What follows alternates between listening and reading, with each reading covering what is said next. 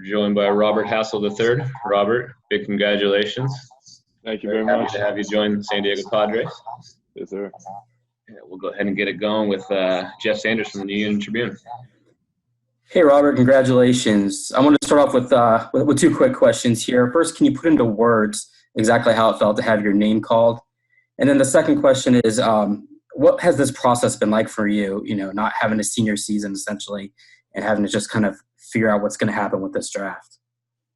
First question, you can't really put it into words. It's still not really real to me yet. It hasn't really kicked in. Maybe tomorrow it will. But it's definitely super exciting. Super, super exciting if I had to put it in one word. And the next question, the process has been really good. I mean, it's been pretty easy. I mean, I've been busy with Zoom calls with teams and that sort of deal, but I enjoy doing that. So it's been no problem. And without having a senior season yet, it sucks. It does, and it's unfortunate. But how I look at it is, it was out of my control. I take care of my business off the field. That's how I look at it. And I still was around the game, still went to go hit, still went to go throw every day, worked out every day. So I was staying busy and keeping myself sane without having an actual baseball season. Robert, congratulations. Thank you. Obviously, last summer you had a pretty big summer in terms of what you were able to do both here and then internationally. What do you think that set you up to potentially do this year? What could you have done, do you think, to maybe have boosted your stock if you had a season this year? And kind of where do you feel like you're headed, I guess? Yeah, I think I did just about all I could do. Maybe I could have batted 1,000. That's about all I got for you. Because I believe in not that I'm satisfied. I'm never satisfied, but I do believe I did the best I could do this summer with everything that was going on, and I came up to play and showed who I was, showed my ability. So I think I did everything I could do to answer your question. Okay, we'll go to Lee Hamilton.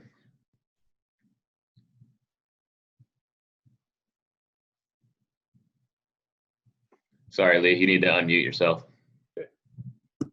There you go. Thank you. Robert, congratulations. A question about your style, stroke hitter, four hitter.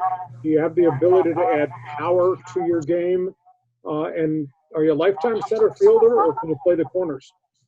Thank you. Yeah. I can play corners, but I believe I'm a center fielder forever. I do. My power, that's been a question, and I don't understand why. Honestly, because every time I see something on Twitter and someone's saying something about my power, I just go upstairs and look at the buckets of baseballs, the home runs that I have, and over my life. And this summer I had 3 or 4 bombs in the circuit, and but yes, I can add power. I can, but that's going to come with more muscle and that sort of deal. Do I have power? Yes. Do I have plenty of power? Yes. Could I have more? Yes. But you could also ask, could you be a better hitter? And I would say yes. So there's definitely everything about the game I can improve. But I think that's just going to come with time and getting in the weight room even more and building that man strength. Sure. All right, we'll go to Marty Caswell. Hi, Robert. What was your family's reaction? You're in Tennessee, they're in Tennessee, on you coming all the way to the West Coast to the San Diego Padres. And how would you define your makeup as a person? Yeah. My parents were so happy. And, it didn't matter. It didn't matter that it was across the country. It's a great fit for me. It's a great organization. I've had a chance to talk with all the guys in it. And, I think it's a really good fit for me. So they're not, sad or whatever. Sure they'll be sad and I'm sure they'll miss me, but I'll be back, and this is my future, and like I said, it's a great fit. So it makes them feel warm and fuzzy, knowing that they've been able to talk to those guys as well and learn about the organization. And my makeup as a person, I think I have some characteristics that really help me for baseball. I'm a super competitive person, super loyal person. And an example with the competitive part of it, my parents and my family, they don't let me play board games in the house. I'm banned because I'm too competitive. Like Yahtzee, for example. I don't know if you've ever played Yahtzee, but it's a luck-based game. and I don't like that at all. It takes no skill, so I get mad at it, and they have to kick me out. But yeah, it's all fun. It's all fun and games. But I'm super competitive, and in everything that I do. Also, I'm cool with everybody. I talk with, I don't mean any harm. I talk with everybody. I'm friends with a lot of people, and so yeah, those are just a few to name a few. All right, back to AJ. Robert, what would you say is who would you say has helped you kind of get to where you are, specifically baseball-wise, and kind of developing who you are as a player and your swing and that kind of thing? Who has gotten you to be the player that you are? Yeah, I mean, a lot of people, but if I had to name one, it'd be my dad. I mean, he knows me more than anybody when it comes to baseball.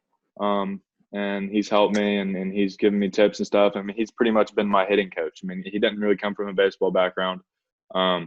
But he learned, baseball through me really, and helped me through it. And he would drop on a dime and do anything with me, go hit in the cage, go work out. I've been working out with him in the nights.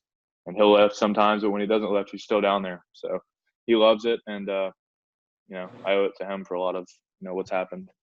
Just to follow up on that, I assume he's the one who taught you your swing. And how has your swing kind of evolved, would you say, through the years? Has it always kind of been that same kind of fluid lefty stroke? Been the same thing. He didn't really teach it to me. Now he took me out in the backyard when I was little, and he said it was about time. My mom said it was about time for me to start doing something sports-wise, and he took me out there, and he's a righty, and he put me up there right-handed, and I was swinging. He threw me some balls, and he came back inside, and he told my mom, he said, "Jane, I think this is the worst thing I've ever seen in my life. It's so bad. I think we should try something else." And he said, "All right, I'll give him one more chance." He brought me back out there. He turned me around left-handed, and it was just natural. I was hitting everything. And this was at 3 or 4 years old, he would tell you. So it's God-given. I mean, it's natural. And, I've definitely worked hard to, add different parts to my swing and that sort of deal. But if you look back on Little League World Series when I was 11, 12 years old, I've added more muscle, so everything kind of looks more smooth. But it's still the finish, the swing, all the way through, it kind of, it's pretty much the same thing. When did you first sense the Padres had interest in you, and when did they really kind of first contact you and, you realized there was a possibility they'd be the team to take you? Well, I had all 30 teams in the house in the fall for meetings, that sort of deal. So they were one of them. So they had brought a scouting director, I'm pretty sure, with them, or somebody in the front office or something. And so I knew that they had interest in me, and I'd kind of kept up with them. And then as of recently, I hopped on 2 or 3 Zoom calls with them and their front office guy and AJ Preller. And, and I knew, and they told me, that they had interest in me and that there was a possibility that they were going to take me, and, it happened. So. Thank you. All right, we'll go back to Lee. Can you hear me? Yes, sir. Okay. Hey, Robert, can you kind of walk us through what the Zoom calls were like? How many did you have with the Padres? And what was the content? I mean, was it all the way baseball? Was it your background? Was your philosophy, their philosophy? What was that like for you? Kind of everything. I mean, I had 2 or 3 with them, and they all kind of went like, there's a lot of make-up questions, questions about myself, questions about my character and stuff, because they really care about that for the right reasons. I mean, that's definitely something to care about. They talked about, the baseball. They had film on me. They knew that. They knew what I was capable of doing, but they asked me, what I thought about myself as a player, where I see myself in the future, in the near future, and then, just all kinds of questions, baseball related and off the field related. Some stories about my background.